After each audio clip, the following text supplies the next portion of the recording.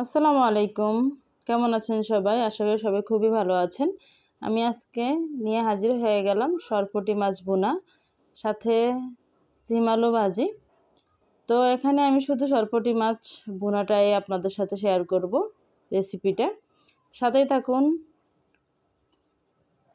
পাশে থাকবেন। এখানে হচ্ছে আমি 500 গ্রামের মতো পুঁটি মাছ নিয়েছি। তো এটা এখনও কাটা হয়নি, কেটে ধুয়ে আবারও ফিরছি আপনাদের মাঝে। একদম তাজা কিছু পুঁটি মাছ। একটা কথা বলে নেই, যারা এখনও আমার সাথে আছেন তাদেরকে অসংখ্য ধন্যবাদ। যারা আমাকে সাবস্ক্রাইব করেন নেই, অবশ্যই সাবস্ক্রাইব করে বেল বাটনটা অন করে রাখবেন। আমার একদম নর্মাল সিম্পলি রেসিপিগুলো আপনাদের কাছে পৌঁছে যাবে।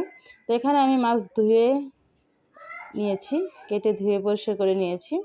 সাথে দিলাম হলুদ গুঁড়ো, লবণ আর সামান্য সরিষার তেল দিয়ে একটু মেখে রেখেছি। কিছুক্ষণ এভাবে মেখে রেখে দেব।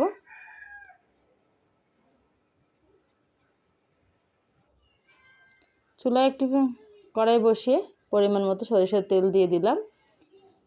রান্নাটা আমি সরিষার তেলেই করব। তো তেলটা প্রায় গরম হয়ে গিয়েছে।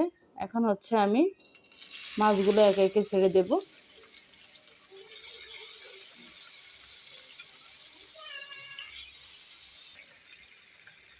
কড়াইটার মধ্যে যতগুলো মাছ আমার ধরেছে দিয়ে দিলাম, বাকিগুলো রেখে দিয়েছি। সবগুলো মাছই আমি ভেজে নেব একটু লাল লাল করে।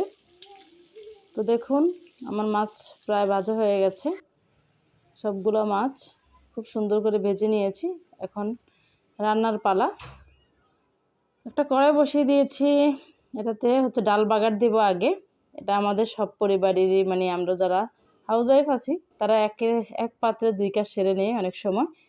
তো ওই কড়াইটার মধ্যে একটু তেল দিয়ে পেঁয়াজ দিয়ে ডালটা বাগার দিয়ে নিলাম।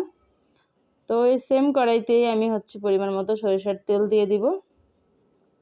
তেলটা গরম হয়ে যাওয়ার পরে আমার পর্যাপ্ত পরিমাণ পেঁয়াজ, আমার যতটুকু লাগবে দিয়ে দিলাম। পেঁয়াজ কাঁচামরিচ তেলের সাথে একটু ভেজে নেব। পেঁয়াজটা নরম হয়ে যাওয়ার পর বাকি উপকরণগুলো আস্তে আস্তে দিয়ে দেব।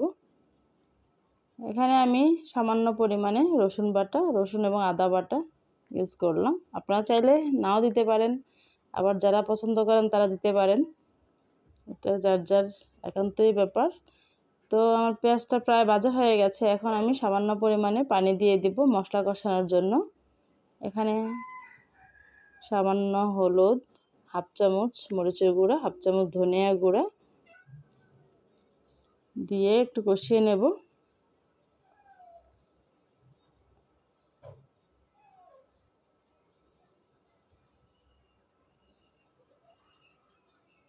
এখানে পরিমাণ মতো লবণ দিয়ে ভালো মতো মশলাটাকে আমি কষিয়ে নিব এবং মশলাটা একটু চারপাশে ছড়িয়ে দিচ্ছি, কারণ হচ্ছে মশলার উপরে হচ্ছে আমি মাছগুলো দিয়ে দেব। সেই জন্য হচ্ছে আমি পেঁয়াজটাকে একটু ছড়িয়ে নিলাম কড়াইতে।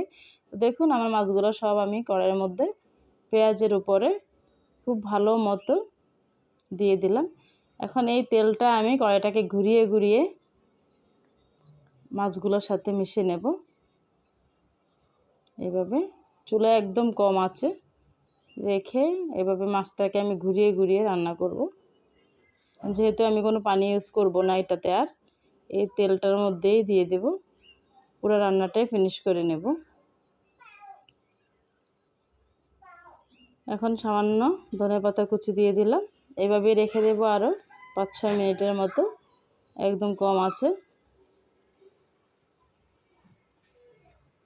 ব্যাস হয়ে গেল আমার মাছ ভুনা, পুঁটি মাছ ভুনা। কেমন হয়েছে অবশ্যই কমেন্ট করে জানাবেন।